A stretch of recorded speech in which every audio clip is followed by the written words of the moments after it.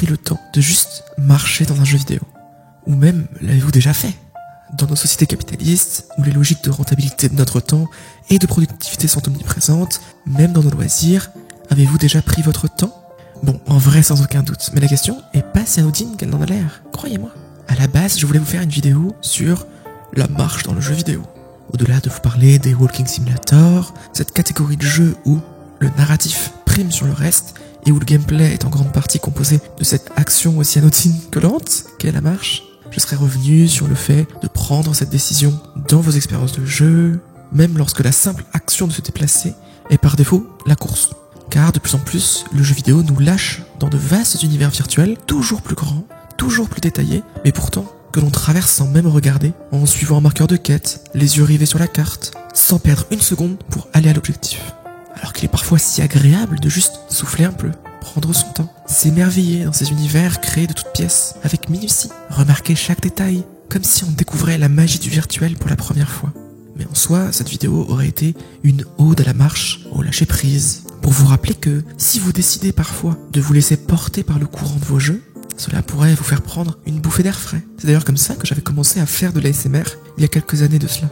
Tout comme dans la culture japonaise, ils utilisent parfois des jardins miniatures pour se projeter mentalement à l'intérieur, déambulant virtuellement par l'esprit. J'avais pris l'habitude de le faire dans des univers de jeux vidéo. Que l'univers soit adapté ou non d'ailleurs. Gris, Journey, Red Dead Redemption 2, Assassin's Creed, The Witcher, Death Stranding, Monster Hunter World, dans toutes les maps possibles d'ailleurs, Nier Automata, Zelda, ou encore Bloodborne, bref, c'est infini. Et vraiment, je vous invite sincèrement à essayer, je suis convaincu que vous seriez surpris d'à quel point cela peut être apaisant et immersif. Donc, à vos manettes, et partagez vos expériences en commentaire.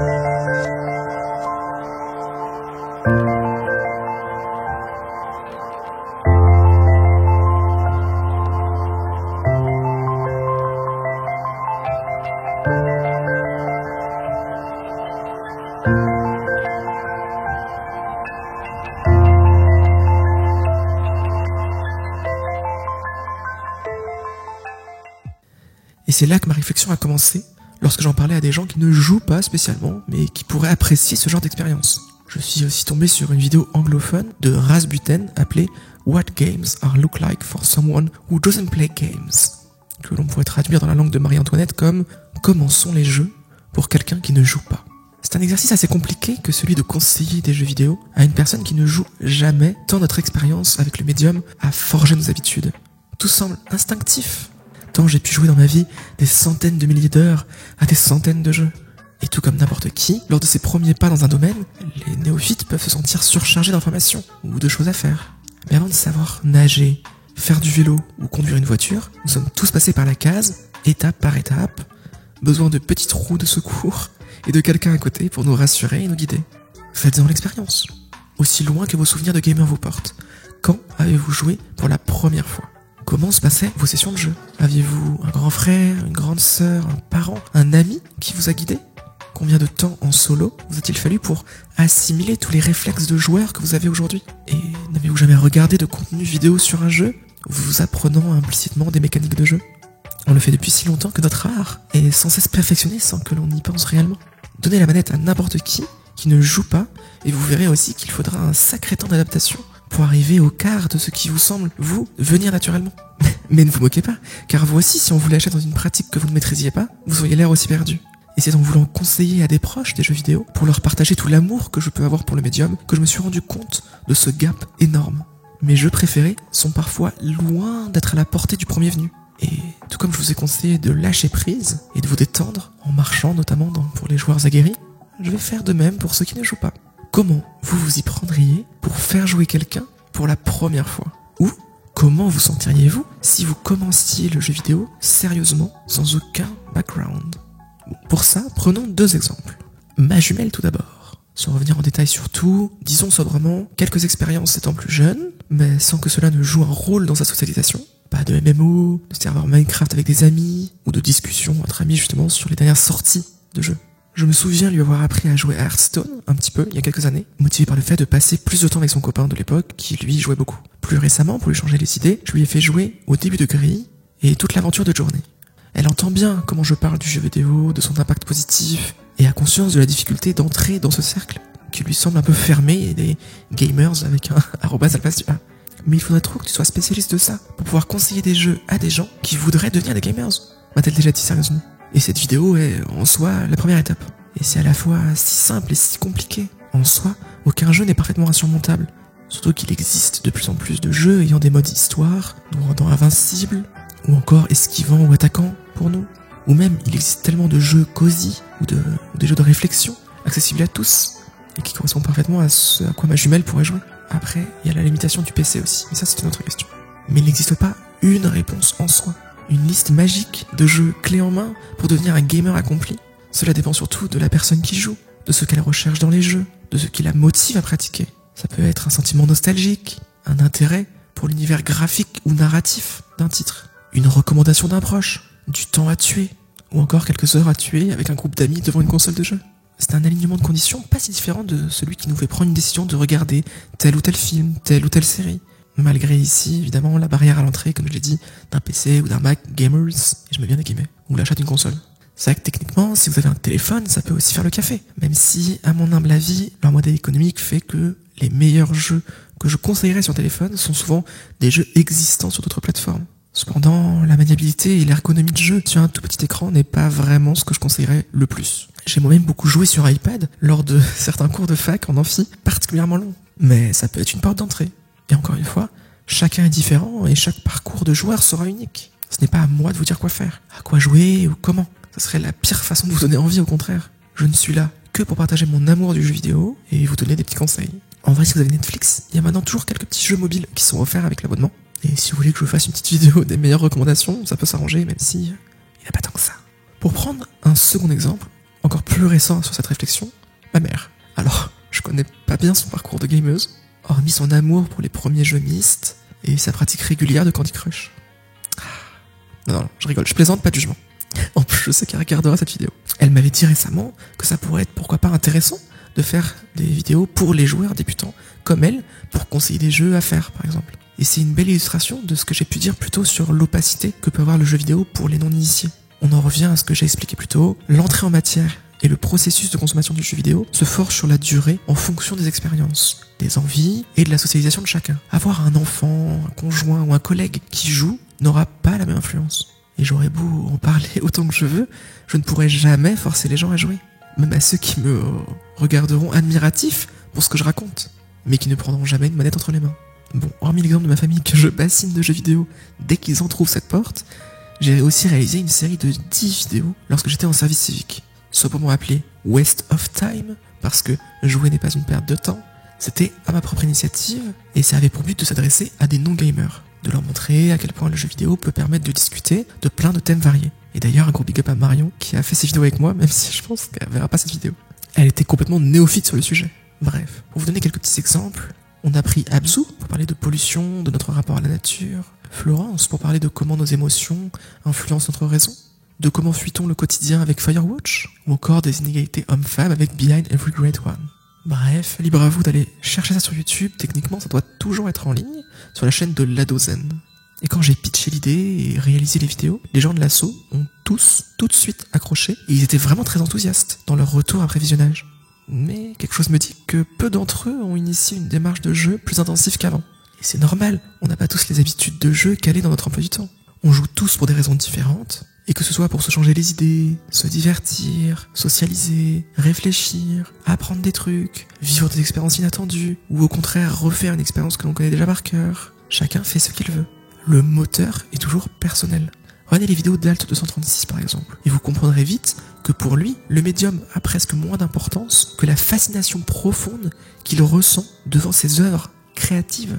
C'est ça le carburant de sa pratique. Il n'aime pas principalement Bloodborne ou Scorn pour leur gameplay, mais d'abord pour l'univers graphique, sonore, narratif qu'il contemple, pour ce sentiment de connexion instantanée que l'on peut ressentir devant de l'art, comme si elle nous parlait directement, viscéralement, résonnait parfaitement avec nous, à tel point que ça en devient presque obsessionnel, comme si cela devenait impossible de détourner le regard, notre esprit devenant omnubilé, comme s'il avait été mis à nu, pris sur le fait, gravé instantanément au fer rouge, ou, comme le disait une citation autour du tatouage, que je trouve assez vrai, ne faisait que faire apparaître sur nous quelque chose qui était déjà là depuis un moment. Bon ok, on va faire une expérience.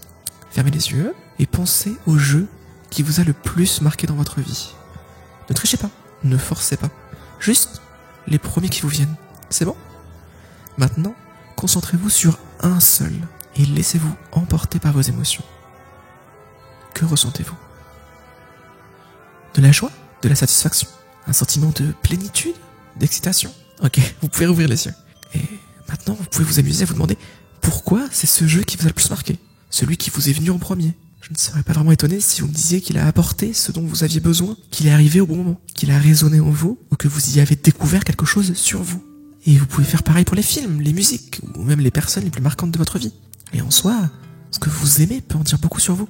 Dis-moi ce que tu aimes et je te dirai qui tu es. Et comme entendre parler quelqu'un de passionné rend beaucoup de choses plus passionnantes, ce sera le but de mes prochaines vidéos sur cette chaîne. Revenir plus en détail sur les œuvres qui m'ont marqué, qui me marquent ou qui me marqueront, pour que, peut-être, au mieux, vous trouviez, vous aussi, un point de résonance avec ces œuvres. Ou, au moins, vous aura permis de réfléchir autour de ce que l'univers du jeu soulève. Et même si je suis humain, donc j'aime des trucs parfois sans raison apparente, je suis sociologue. Donc il y a souvent plus à en dire que ce qui paraît au premier abord.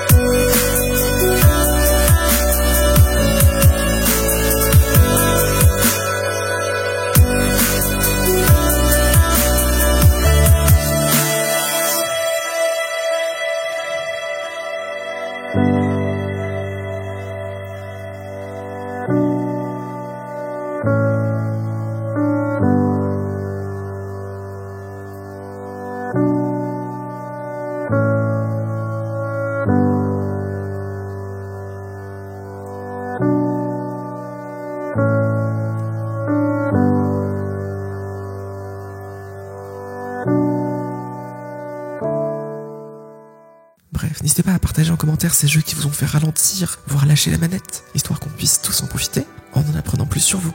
Et si vous n'en avez pas encore, ne vous inquiétez pas, on va commencer ce voyage ensemble, en vous souhaitant les plus belles expériences virtuelles de votre vie, et parce que vous méritez tous de trouver les jeux vidéo qui vous marqueront pour l'éternité, enfin, au moins pour votre vivant, le reste je peux pas le garantir.